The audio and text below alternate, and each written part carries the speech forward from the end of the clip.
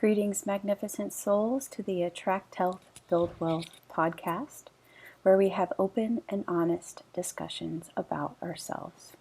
This is a place where we break down, break away, and break through codependency, allowing ourselves to attract health, build wealth, and live a peaceful life. We are tired of being sick and tired. We are tired, but we are not giving up. We know that there is something magnificent inside of us. And because we are fighting daily, hourly, and by the minute, fighting ourselves, our kids, our spouses, we have to do things differently. We have to break the cycle. We don't have a million chances. We have to be happy now. We have to find a way. So how do we do that? How is that possible? If you look around at what society is telling you, they tell you that what we're doing is impossible. Yet it's happening every single day. And it's happening through the practice and the love that we call awakening the magnificent soul. We are all magnificent souls. And these are our stories of healing. Today, in this episode, I am so massively excited to welcome Darlene Lancer to the podcast. Darlene was such a huge part of the beginning of my healing journey, and having to spend time with her in this beautiful healing container is a major thing for me. And Darlene brings a wide range of professional and life experience to her practice as a licensed marriage and family therapist, and also a relationship and codependency expert. She wrote Codependency for Dummies, which I read and gave a 5-star review to, and Conquering Shame and Codependency, 8 Steps to Freeing the True You. And over the course of 30 years, she's helped men and women recover from codependency and trauma. And here's my interview with Darlene Lancer.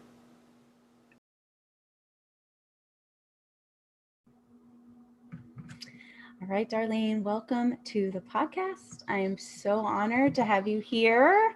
I don't know if you remember, but you have been in my life, whether you know it or not, for a really long time. And I really appreciate all the work that you've been doing about codependency. So thank you so much for being here.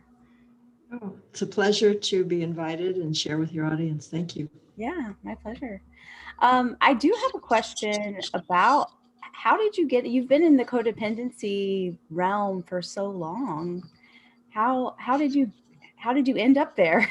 Well, I've been on the codependence Okay. for a long time, and then I became a therapist over 30 years ago, and I was blogging and writing also because I enjoy writing, and I had been in Al-Anon for many years because I was married to an alcoholic, and Wiley Publications found one of my blogs on codependency and asked me to write Codependency for Dummies. Wow. And I was actually had to compete with other writers and I guess therapists. And when I started doing an outline for it, I realized that, I was like, this is what I'd been doing with clients anyway, helping them psychologically, you'd call it individuate.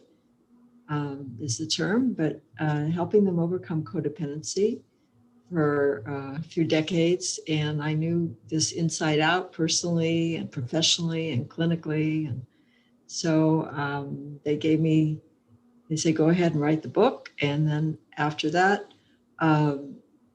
Hazelden Foundation had read it and thought it was good and asked me to write one on conquering shame and codependency. So I got even deeper into the subject with my research. And once I started applying the principles I had learned about healing shame, my clients were recovering much faster. And that was something that, at least when I was in 12-step programs years ago, it wasn't talked about. And what I find is things are speeding up, and that people that have recovered now are passing on what they've learned, as I am. And so that people are healing faster. In fact, when I was in meetings, people didn't talk about domestic violence. They didn't talk about trauma. They didn't mention the word intimacy or codependency. So there was things that now the people that are in 12-step meetings are much more aware, and they pass on that knowledge, and people can heal faster. And because of course, the internet, all this information is ubiquitous. Right. Because before, people are, one of the signs of a dysfunctional family and relationship is that it's a closed system. And if you're with an abuser, you think you're the only one. And you may even be controlled so that, that your partner doesn't want you talking to others or doesn't want you going to therapy. So that's part of the problem. The same with because of the shame with alcoholism. Right. So there's much more. What you're doing is a benefit to others, and so people can learn and change. Yeah. Thank you for sharing that. I definitely feel that. I feel, you're an OG, original gangster. Like when did when did you write your first book? When did they pick up your blog? I started writing it in 2011. Yeah. I don't know, my blog may have been a couple of years before that. Yeah. But I had been doing therapy since, I don't know, 1987. Right. Like that. Yeah. I'm interested to talk a little bit too about maybe how the definition has changed, because that's something that I personally, I kind of had to define it for myself, and that's what I've been talking about too. But yeah, I definitely feel like the more that you heal, the more that you can pass on what you learned, and I feel like it does accelerate the teachings. It does. For sure. It does. I don't know if you've heard of the 100th monkey phenomenon. Okay, well, researchers, they found that monkeys on this island learned to peel bananas. And they started teaching their young, and then monkeys on another island started doing it much faster. And then they did that experiments with rats, and they taught them how to navigate a maze or something like that. And then they taught rats that was I think in Boston or something. And then in California, the rats were learning faster.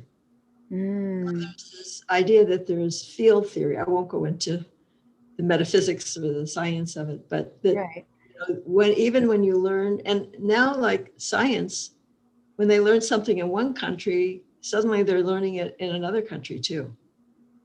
So everything is speeded up. Yeah. Yeah. I love that. I'm interested to hear, I don't know, we haven't really discussed this, but I'm guessing that you have seen the definition of codependency change throughout the years. Well, I did a lot of research about the definitions in writing my book too. Yeah. Yeah. And your personal experience, I'm sure, as well. Can you give the listeners, a little bit of a timeline? I think that would be great just to hear kind of how we arrived. I don't know how you want to work from back to front or front to back, but I think they would really enjoy kind of hearing the evolution of codependency. Well, I go into this in Codependency for Dummies, which I've read, by the way, which is amazing. Okay. In 1989, 22 leaders came together in the field, and they came up with a definition that codependency is, I'm reading it from my book, codependency is a pattern of painful dependence upon compulsive behaviors and approval of others to find safety, self-worth, and identity. Recovery is possible. But that wasn't the end of attempts to define it. It's not in the clinical diagnostic list of mental health disorders.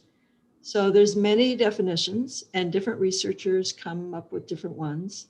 Originally, Melody Beatty was one of the first writers on the subject. I remember reading her book, I think in the 70s, and she defines it as letting another person's behavior affect you and obsessed with controlling the other person's behavior. And then there were mental health. It came out of research with alcoholics and their spouses. And first the term was co-alcoholic. And then family therapists found that, well, after the partner got sober, that the codependent behavior continued. And that actually, it predated the marriage, and that it Mm-hmm. stemmed from having a dysfunctional childhood family. There was illness in the family. There may have been mental health issues. So there were other reasons that led to the codependency that predated the marriage to the alcoholic. So then the term started spreading to other relationships beyond alcoholic marriages. And some researchers thought, like someone named Robert Subby, a family therapist, said that it results from prolonged exposure to oppressive rules. Mm. They also found that if you have a controlling mother, that could lead to like an obsessive compulsive controlling mother, that can lead to codependency in the children. So they do see that it's transgenerational. So you may have an addict grandparent and your parents are not, but the behavior gets transferred down. Mm-hmm. And uh, I came to the conclusion that it has nothing to do really with whether you're in a relationship, because it has to do with your relationship with yourself. Mm. Yeah. And yeah, and so that's one of the myths, that if you're not in a relationship, you're not codependent. Also, I haven't seen other people write about this, but if you're in a relationship and you think you're codependent, or you think your partner is, you both likely are. Mm-hmm. Unless you're just dating for a couple months or something. But if you're for any length of time, uh, it's a dynamic that both of you share. We're really attracted to someone who's of a similar emotional development, even though the behavior may be different. Right. So in my opinion, narcissists are codependent too.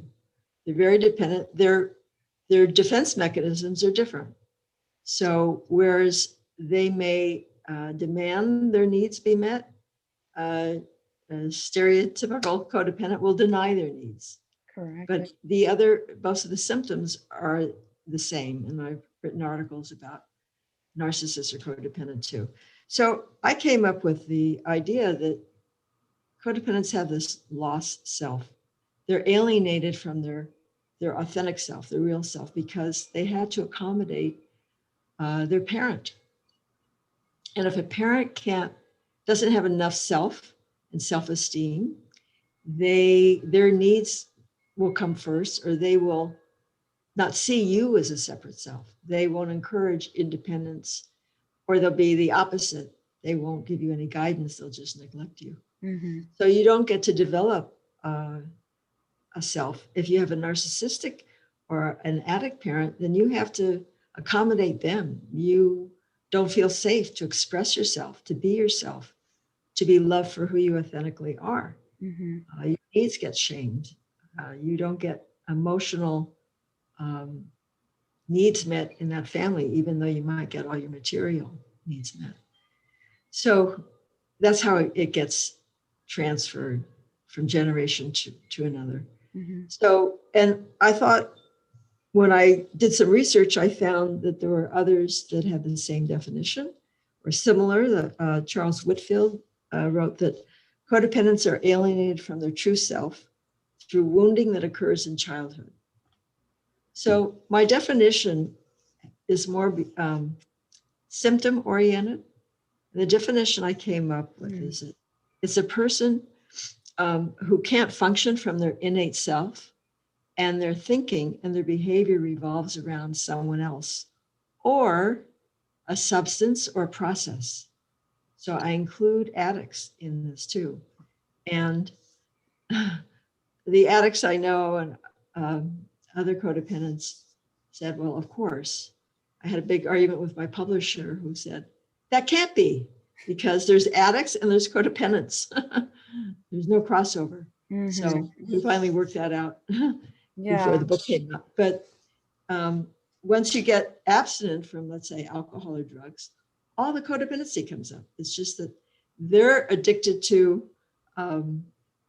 the the substance or the process, like gambling or something. Mm-hmm. And the codependent is addicted to them.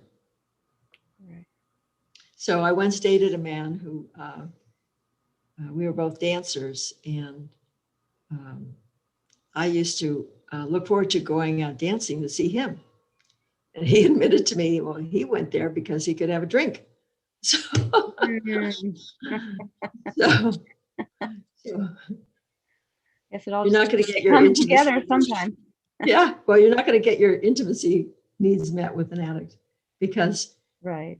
the object of your addiction comes first. And that's, if you're a codependent, you're going to put the other person first rather than yourself. Thank you for sharing that. And I love, I don't know how much I can express how much that your work kind of means to me, but I will keep saying it forever.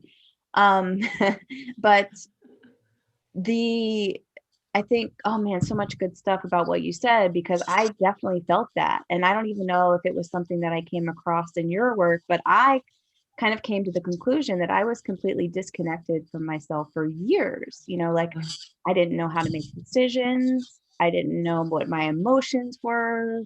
I didn't know who was good for me and who was bad for me. I just kind of took whatever like attention was offered me, it was just kind of all these developmental things that I never really experienced. And I also really connected with the part with you when you said about the behaviors and the processes surrounding codependency, because as I grew into my healing, I realized that this like was pervasive in my life. Like it had to do with relationships for sure, with people, but it also had relationships to do where other things to do with other relationships, like money, like my weight, the way I looked, like the behaviors that I would do to try to I call it fill my love tank because seeking validation. Um, it just brings so much light to that. So I really appreciate that. Well, thank you. Underneath codependency and shame are a feeling of emptiness, and that's from that disconnection. Right. And well, I've written a lot about emptiness. There's psychological, spiritual, existential emptiness, but psychological emptiness that affects codependence can lead to depression. And it's because of that disconnection.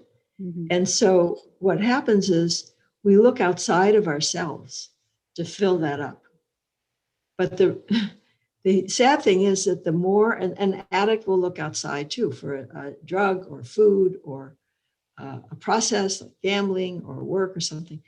And the problem is that the more you look outside yourself, the further you get from your true self.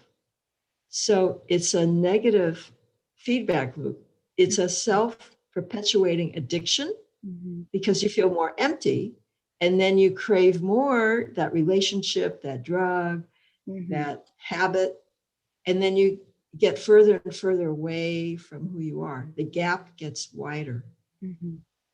And so there's no way to get it outside. You have to fill it go back inside. And that's hard if you didn't get that kind of presence and nurturing and attention from a parent, because you don't have those skills. That's one of the steps of healing, is learning how to nurture ourselves. Right.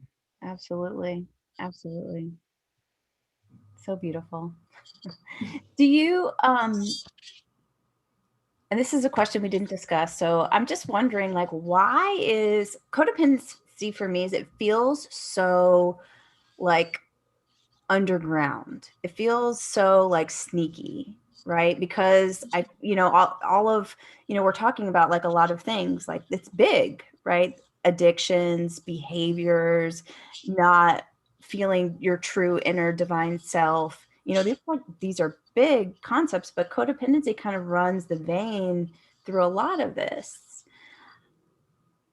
I don't really know if I have a question, but I'm just like, it amazes me sometimes that like, it's just not, I don't know. I think it's, we're talking about it more obviously these days. And like you said, it just, we're there's the internet, there's all this great information out there. But I also think that, you know, treating the symptoms like addiction or like, eating disorders or fill in the blank, name it. Why is there not more focus on something like codependency or, like you mentioned, it's not in the DSM. Is it just too hard or what? I don't know. What's your take on that? Well, a couple things. First of all, um, it's so widespread Right. that everybody would end up like, a mental illness, and the insurance wouldn't want to cover that. Okay. So there's the system. Okay. There's that. Yes. Okay. Furthermore, the idea of it is based on Western um, uh, social mores or philosophy, because in collectivist cultures, like in the Middle East and Asia and Latin America, the family is more important than the individual. Oh, So in the West, it's, the individual is more important, than the family in some respects. This is difficult for people that have immigrated and they see me and they have a different value system than their family and they have a lot of conflicts. But anyway, so you might say from an American point of view, well, it's a problem worldwide. But if you're living, in the Middle East or Latin America, they would say, well, the Westerners, they're just too self-centered. They're too selfish. And so it's a different point of view. So that may be another reason why you might not consider it universal. We would think it's a universal problem. But from another perspective, it's not a universal problem. We're the ones with the problem. They say that's why, in America, there's so much, depression and suicide and, right. Yeah. and emptiness and some of that's true because of disconnection from the family, but not because of healing from codependency. Right. That makes a lot of That's another thing that some people think that healing codependency is leading to more divorces and more loneliness. And that we discount the need for relationship. I actually go into this argument in my book and the pros and cons. I think there's a misconception if you haven't been in a codependent relationship, if you're not codependent or don't know what it's really like, aren't aware, you're thinking about the benefits of attachment and relationship. And now there's a lot of emphasis on attachment theory. But the problem is that codependents have a dysfunctional attachment. I have a blog called my website, like How to Change Your Attachment Style. Basically, the answer is recover from codependency. Yeah, I would agree. Because the attachment in codependent relationships causes pain. To reap the rewards of a healthy relationship, which could be supportive, it could be really a home base and help you to be more independent and confident and energized. But if you're in a codependent relationship, you're going to feel drained. You're going to feel that your needs aren't getting met. You're going to be obsessed with the other person. You're just going to be unhappy most of the time. You might be ridden with fear and guilt, walking on eggshells, Right. Afraid to say what you feel, ask for your needs. So it's not a healthy relation. It's not a healthy attachment. Yes. Yes. Yeah, it is so pervasive. It's so interesting. I feel like just random, but it's just so interesting how, all these different concepts are really just different words. It's like I said, I just feel like codependency was so sneaky on me at least. And I'm sure a lot of people feel the same way. Yes, I say that on my website, that it's like sneaky and subtle and powerful though. Sometimes you don't realize they're in a slip. You're backsliding until after the fact. Yeah. Recovery is not a straight line.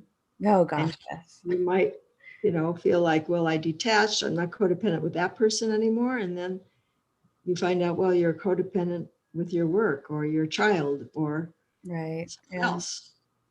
The gym, it's crazy. Mhm. So I know we definitely wanted to get into your steps for healing and how to get started. I know you have some online materials that we will get out to the listeners at some point. But do you mind walking us kind of through where to get started, or some steps towards healing for those listeners out there? Okay, well, like you said, it encompasses so much. It's like a fish doesn't know it's in water because that's, we don't see the air that we breathe. Um, and the first obstacle to healing is denial. I have a whole chapter on denial. And denial is considered the hallmark of addiction. And that's true for codependence too. So many people write me or ask me, like, how can I help my codependent friend or my codependent wife or something? They don't realize that they're codependent too. And so there's not just denial of codependency. Sometimes people, and myself included for a long time, aren't aware that they're in an abusive relationship. Right.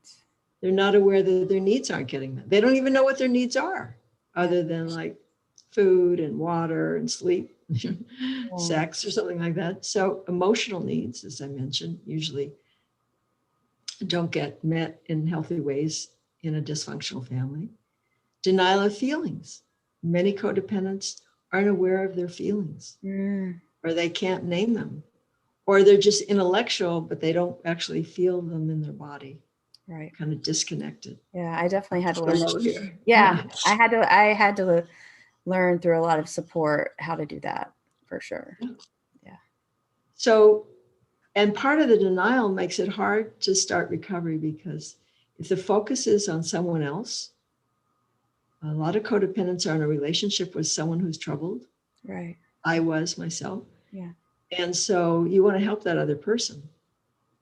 I think I was in Al-Anon for 3 years before I realized, well, the program, I'm going to have to start working this program for me, Mm, not, to help someone else or not to save my marriage, that I needed help myself. Because when I first went to meetings, it was to help the alcoholic. I thought, well, I'm not the one with the problem. So there was a lot of denial around that. And I didn't understand a lot of the terminology. And speaking about not being connected to yourself, when I finally decided to get a sponsor, maybe that was after 6 months or something, I would call my sponsor and I would report on how the alcoholic was doing. mm-hmm. And she was very patient. She'd say, that's fine, Darlene. I'll talk to you tomorrow. So she was very patient with me. And if you asked me how I was or how I was doing, I really would just say, fine, I don't know. And so getting in touch with your feelings, learning to name them Mm-hmm. is important. So you can just go through the day and say, ask yourself, what am I feeling? And see, in my book, I have a list of about 200 feelings, and you could Google a list of feelings too, and see if you can name it. And you may not be able to right away. And research has shown if you call yourself by name, it can be very helpful. So if you say, for instance, oh, Darlene, you're sad, or Darlene, you're angry, Mm-hmm. or you feel guilty, and you name it and you call yourself by name, that can be very helpful. It's a form of mirroring that you may not have received as a child. Right. Kind of a reparenting. Journaling, yeah, journaling is helpful for all of that to happen. So just throughout the day, you just ask yourself, what am I feeling? And I would add, and it's okay. Mm, Because to a large extent, our feelings have been shamed. It's very close to who we are. mm-hmm. So don't, who do you think you are? Or you're too big for your britches. Or I've had clients that told me that because of religion, the idea of pride was considered, and self-confidence was considered conceit Mm-hmm. and sinful. Um, so uh, letting it, or anger was punished. Right. So you might not know that you're angry. You might just listen to the tapes in your head are a lot of resentment and negative feelings about somebody. So just let yourself say, oh, I guess I'm angry, and it's okay. I love that. It's okay. Mm-hmm. So those are some things. And the other thing is because shame is so integral to all of the codependent behavior, most of it are like defenses to feeling shame. Be aware of your negative self-talk. Write it down. I have a little YouTube where I say you could wear a rubber band and snap it whenever you hear yourself call yourself a name or shit on yourself. You should have done that. You shouldn't have done that. So finding fault with yourself. And then we find fault with other people because we're never satisfied with ourselves.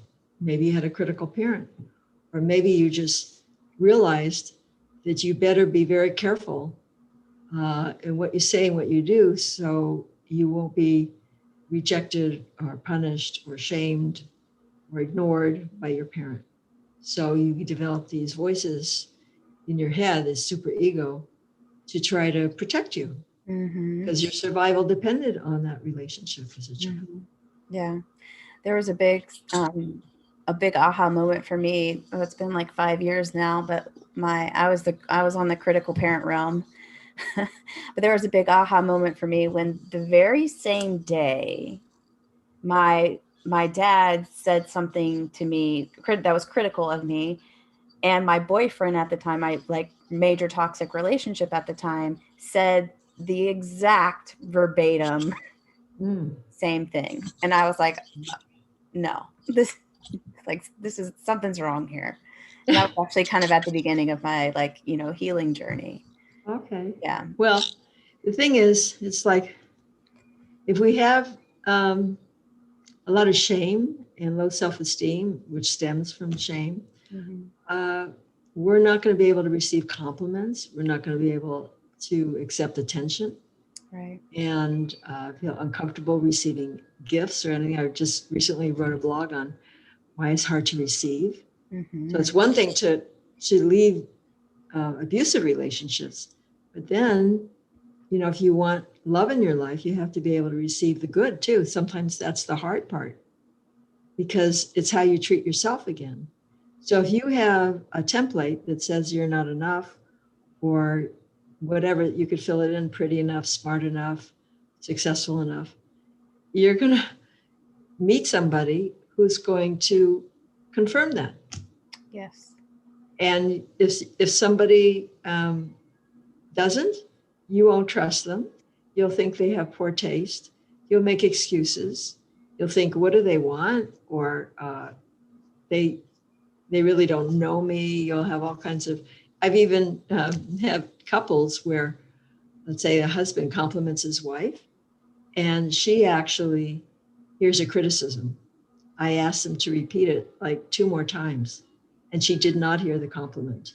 Oh. So we filter out, we have these negative filters so that reality confirms our outer reality confirms our inner reality. So we have to heal from the inside out, begin within. Yes. Yeah, I'm on that kick lately too. I've been writing about with all my posts right now is that, boundaries come from the inside and go out. Obviously, self-love comes from the inside and goes out. Your energy inside out. It's just it's a big paradigm shift. Right. So people will say like, okay, how do I set boundaries or what should my boundaries be in this situation? I said, well, that's for you to decide. And setting boundaries to me is like graduate work because first you have to know what you feel. We talked about denial of feelings and what you need. And my boundaries might be different than your boundaries. What I'm comfortable with or what you're comfortable with. It's like not right or wrong. So you have to be able to identify that. Then the next step is you have to be able to honor that. Like what you're feeling is okay and what you need is okay. Because people are always saying, well, is this because of my dysfunctional childhood that I want that or need that? And I say, well, it doesn't matter. That's what you want right now. So let it be okay. Am I asking too much? No, that's what you need. Right. Yep. So, and then having the courage and the words and learning to be assertive, to be able to communicate it in a way that you'll be heard. And then after that, you might have to have consequences because the other person might not follow through. So boundaries are not to change someone else's behavior. They're actually to protect yourself. Yep. So that's a concept too you have to understand. Yeah. And often the person's behavior will change. But if they don't, then you have to take steps to honor yourself and protect yourself. Mm-hmm. I agree. I love that. So good. So good. Well, what else? Anything else coming to mind that we... Well, if you like, I could show you steps to recovery that I could discuss it, or I could show you some images that are coming out on my new website soon. I think if you don't mind discussing it just to make it easier for Okay. the podcast, Sure. that would be great. Okay, well, the first step, well, the overall concept, and I think the whole point of the first of the 12 steps programs is self-love. So years ago, people would say to me, well, you're just going to have to learn to love yourself. And I just hated hearing that because I didn't know what in the world that meant. Yeah. And it's more than getting massages or bubble baths. Thank you. Yeah. My book, It's a lot harder than that. Yeah, the book that I'm working on is Self-Love Is. It's 27 Secrets to Start Loving Yourself Today. Because of that, it's because like doing your nails is awesome, but how good does it make you feel? And is it really an action that brings, is a perfect example of love in your heart. That's right. And, it could be that you were raised with the idea that appearance is so important. Yeah. So I would just say that many of us, never experienced what it means to really feel accepted for who we are. Yeah. And the contentment that comes from that. And so our task is to learn to accept ourselves, forgive ourselves, and really love ourselves for who we are, and not how we perform or how we look. And then after that is that we take our focus off of the other person or the substance, whatever we're addicted to, and really focus on ourselves. I mean, that's really the first step, because you can't recover if you're trying to change somebody else. Right. That's part of the problem. Yeah, that's a never-ending battle. So the first step of the 12 steps is like, I'm powerless over people, places, and things, right? Or I'm powerless over alcohol if you're an addict. So knowing that you really are not going to be able to change somebody else. And really just not just intellectually, but really in your heart. And so what are you going to do to change? Because I have clients that say, he still hasn't changed. I've told him, I've threatened, or her. And I say, well, but I hear you haven't gone to meetings. You're not doing this work. Mm-hmm. You're not, what about the exercises we talked about? What are you doing to change? So it's pretty hard to change, period. So it's hard enough for us to change ourselves, let alone someone else. And then it's gaining autonomy, actualizing who we are. So we have to get to know ourselves, as I said. And that starts with detaching, letting go of how somebody else is. And again, focusing on ourselves. It doesn't mean detaching doesn't mean that you're cold or you leave the relationship. It means that you are no longer reacting. So your buttons aren't getting pushed, that you're staying connected to yourself. You're staying in your own lane, as someone says. Mm-hmm. And you don't have to get in to convince somebody. If someone criticizes you and you start defending yourself and explaining yourself, what the subtext of that is, you're telling the other person they have a power to judge you. They have the right to approve of you. So, a boundary would be, well, that's your opinion. Mm-hmm. and walk away. You don't have to Yeah. convince anybody. Mm-hmm. And I mentioned denial. It's hard to know when you're in denial because the whole point of denial is that you don't know, right? So, I get a lot of I get a lot of messages as well from people that denial to me, I don't know if it's the same as you, but the word that comes up in my head also is victim, that are very in like the victim mode of I'm really, like it is denial, right? That deep denial of like, why is this person being this way? Or how do I change this person? Or how do I make this person see this and this and this? Um, yeah, I see that a lot too. well, I remember one time many years ago, my sponsor said, I guess she was frustrated with me, and she said something like, I sounded like a victim. And I said, I don't want to feel this way. I wish I didn't feel this way, in other Right. words. And she apologized. But it's when we feel like we have no power. Yeah, that's it. We have And no, we have no authority. The word authority, autonomy and authority come from author. You become the author of your life, that you decide what behavior you'll accept. You decide what you want and need and who you will let talk to you a certain way, who you will be friends with, Mhm. that we get to make those choices. So if you feel like a victim, and there's a difference between, and I have a blog, 10 steps how to not be a victim, something like that. So if you're, and denial can feed into that, because if you're having expectations, let's say you have an expectation that a narcissist won't be critical of you Mhm. or is going to empathize with you, and that you keep feeling victimized by that, then you're not accepting reality. You're in denial of who this person is, Right. Yeah. or that the alcoholic isn't going to drink. So you have to, um, there's like 4 A's, I think, of recovery, and one is abstinence. That might be detaching when you're talking about addiction to a person.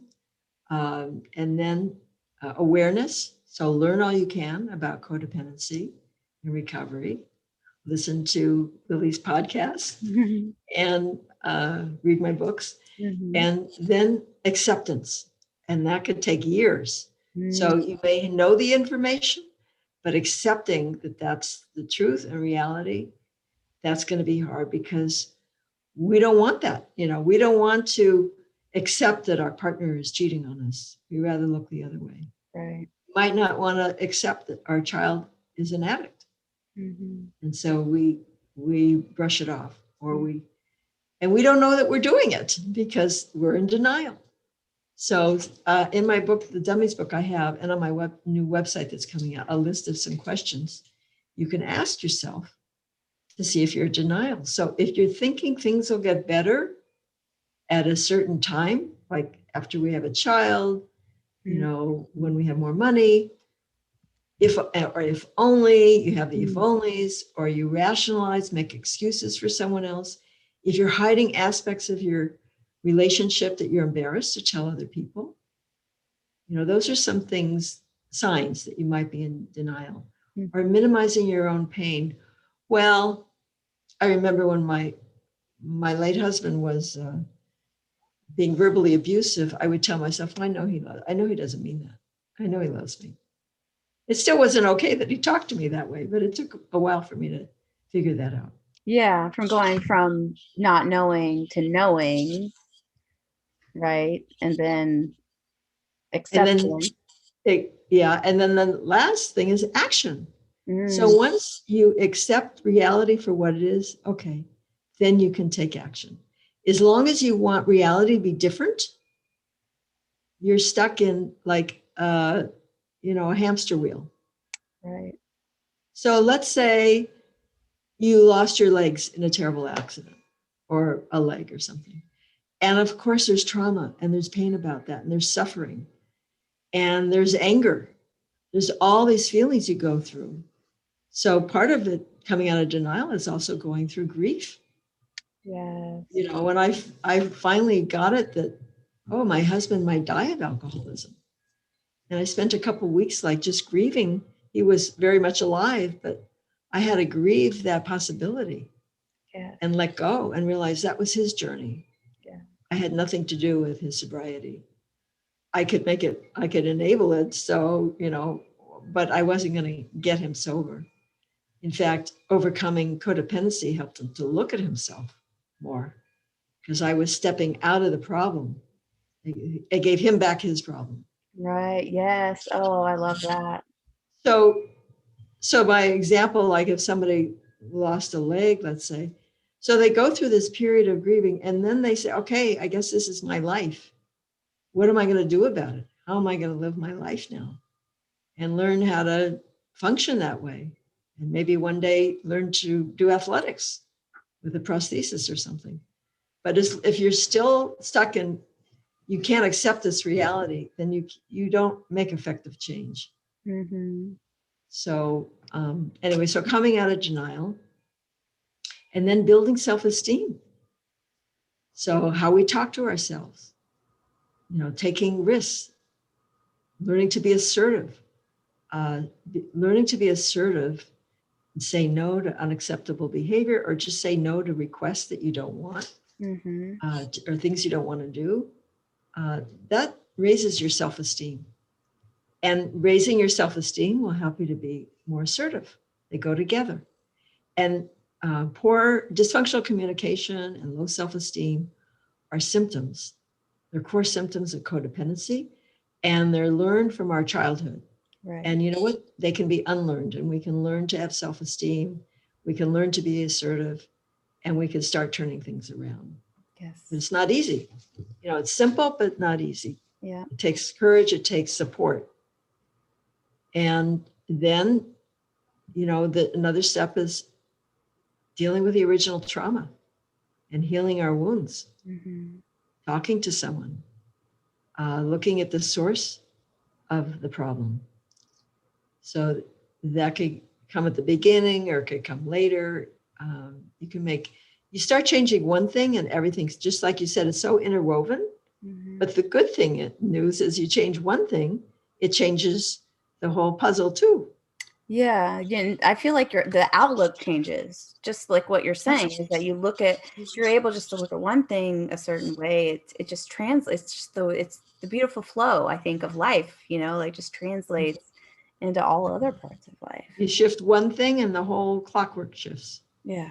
So, and then the later stages is that then you're really expressing your passion, your true self. You're more connected to it. You're more autonomous. And then you can, bring that into the world and follow your dreams and your passions. And you have more joy in your life. So many beautiful people too sitting on that, which is why I'm here. why we, I feel like why, at least I can't speak for you, but why I do the work that I do. So I just want to close it off a little bit. It went longer than expected. I could probably talk to you for hours, of course. It's a big subject. Yes, it is. Anything else you want to add? Or I would just love for your take. And I've had I think I have maybe 200 episodes on the podcast. We connected on Instagram and I talk a lot about, and sometimes I feel like I'm just preaching about the importance of support through all of that process that you're mentioning. Could you offer your take on if it is important, how important it is? Absolutely, because you don't know, you don't know what you don't know. There's a saying in AA that it's like our stinking thinking got us where we are. Well, codependence, if you're talking to so many people, for instance, they would feel like being assertive sounds like being mean. Right. Or asking for your needs is selfish. Putting yourself first is selfish. Or you have these beliefs. You have to have a blog about what's this called? Something like undoing like codependent brainwashing. Because we have these faulty beliefs that we're not aware of. So identifying your beliefs, you won't probably won't realize what they were unless somebody points it out to you. For instance, codependents usually believe that if they're loved, they're lovable. So that's a fundamental belief. So they go after love. They want to seek love because they don't realize it's because of the shame underneath. And so if someone loves them, then they're okay. So a lot of people feel shame that they're single. So if they're not in a relationship, something is shameful about that. Mm-hmm. Or one client thought that if they weren't pretty, like nobody would like them. Nobody would even help them. So appearance was so important. Mm-hmm. So there's so many faulty beliefs we have from our childhood that it's hard to identify them. And the other thing is that change requires action. Mm-hmm. And doing these, we can read it and that you can get so far, but in order to really shift and change our brain, it requires taking action. And that can be very scary. Just saying no to somebody, Mm-hmm. Yeah. or asking if you don't think you're entitled to attention or you don't believe your needs have value, asking for them can feel humiliating. Right. Yeah. If you're asking or your needs were shamed as a child, so it takes the encouragement of a sponsor, a therapist. And I think for years, I was actually teaching self-esteem at a time when I didn't realize that I had shame underneath. It came to me in a dream. And I actually started psychoanalysis around that time. So it takes somebody else reflecting that back to you, giving permission, practicing.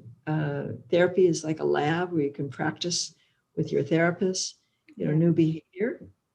And so Yeah. can't really do it yourself. Yeah. I think that for me, the most impactful thing is what you're talking about with practice, and this is kind of, I guess, me on my pedestal, but the importance of someone in your life that's really dedicated not to do anything really besides just being there, right? Which you're not used to having anyway, right? Mm-hmm. Like you're saying, to practice, to bounce ideas off of, Mm-hmm. to realize what your feelings are, how they feel, where do you feel them in your body, all of that stuff. It's just so, for me, I'm going to be doing that forever because it feels so, it feels good eventually just to be able to be expressive.